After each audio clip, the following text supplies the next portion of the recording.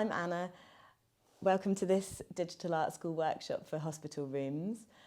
I'm an artist and I work with themes of survival, the environment and sustainability.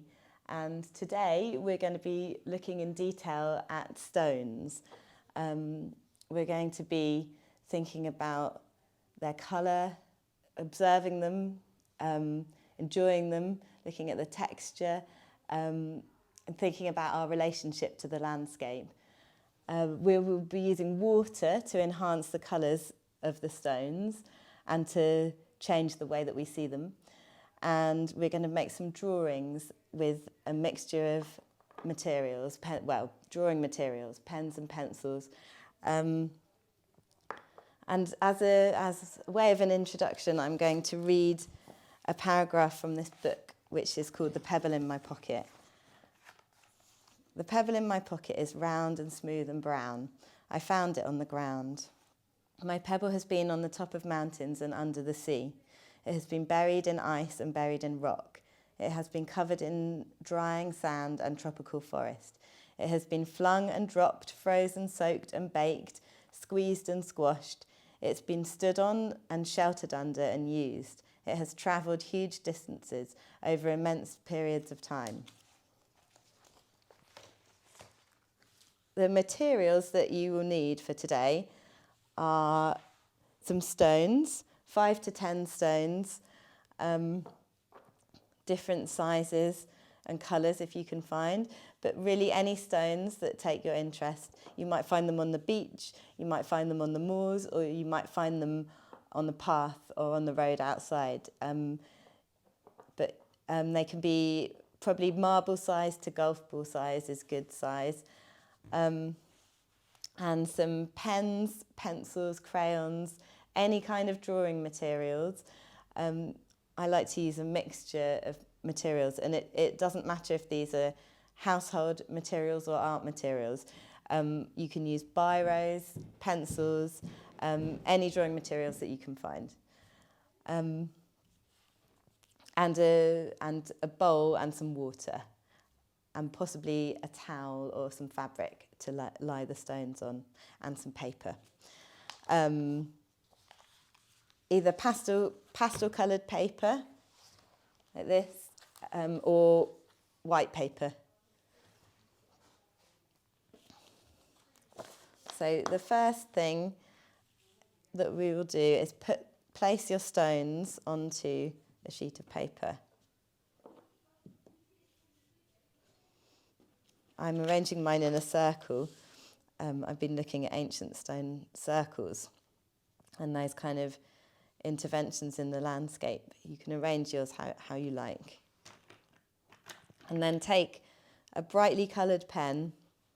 It's good to use a brightly coloured pen for this part.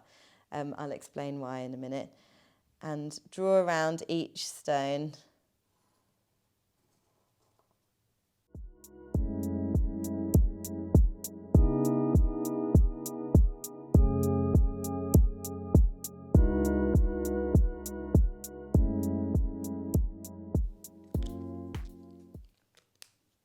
Stones off, and you should have something like this, just the outlines. And now if you take one of your stones and dab your finger in your water, you can wet the stone and you'll see how the water changes the colours and the appearance of the stone. It brings out some colours and makes it more contrasty, and you can also see different textures. The water changes the way that it looks.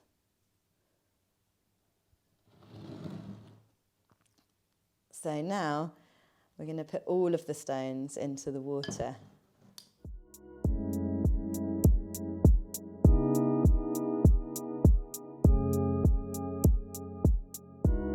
Now you can leave them in here to do your drawing, but I'm going to take mine out and they will gradually dry, but they'll stay wet long enough for you to draw from them.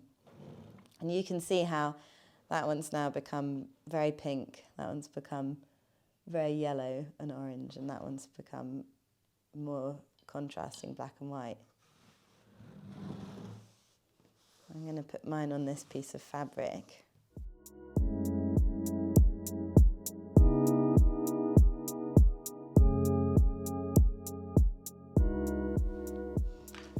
So now take your drawing materials. Sometimes I divide mine into kind of roughly similar colours, because that can help when you're doing something like this, when you want to find a certain colour or range of colours. But I'm really going to use a mixture here. So I'm going to choose one to start with. I will start with this nice orangey stone.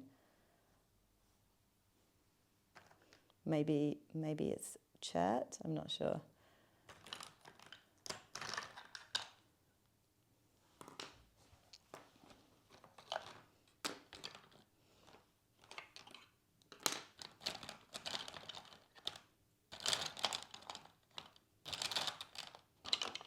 White crayons are really good when you're drawing on coloured paper. But they're also a good way of blending.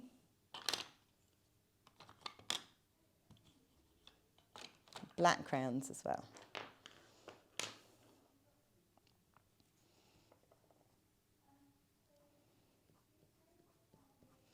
So that's another orange. So I'm using the blunt end of a crayon to build up texture.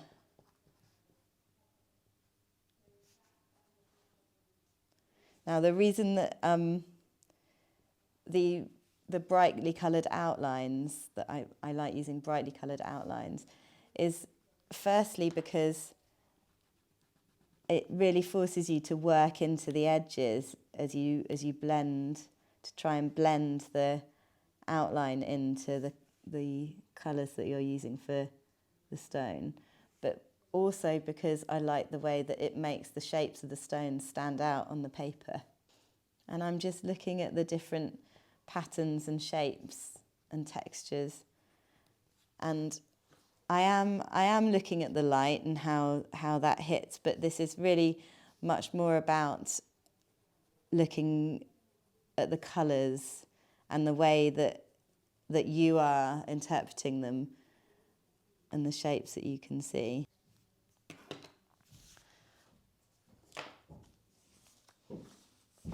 So there's one with the next stone coloured as well. So drawing is something that I use a lot in my practice, but it's often not the final outcome. It's something that I use as a tool. So I use it for observing and recording and learning when I'm trying to learn about something new, especially something in nature. And I also use drawing to plan my sculptures. And I'm very open to lots of different kinds of drawing materials. So with this, I've just started doing this black and white stone, which again, using the blunt end of a crayon, you can really build up the textures, as this one has these flecks of white. It's much more contrasty. And I will even use a black felt tip to get that contrast. I like using a felt tip and then using the softer materials to blend it in.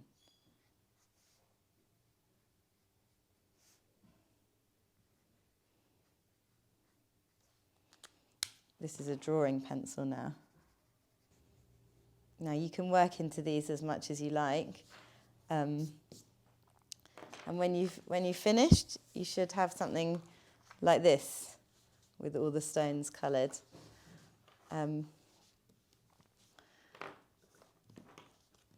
Now remember, it's the way that the colours that you're picking up, the way that you're seeing them. So looking at this one, I've really seen a lot of blue and purple, which I've brought out by doing layers of crayon and pencil. It may not look completely realistic, but that doesn't matter. It's, like I said, it's about your your process and your enjoyment and your interaction with the colours that you're seeing and the way that you're seeing them in the light and with the water. And that's the end. I hope that you enjoy trying this technique and you could find different stones, use different colours, experiment with different drawing materials. I thank you to Hospital Rooms for inviting me to do this workshop. I've really enjoyed the process, and I hope that you enjoy it too.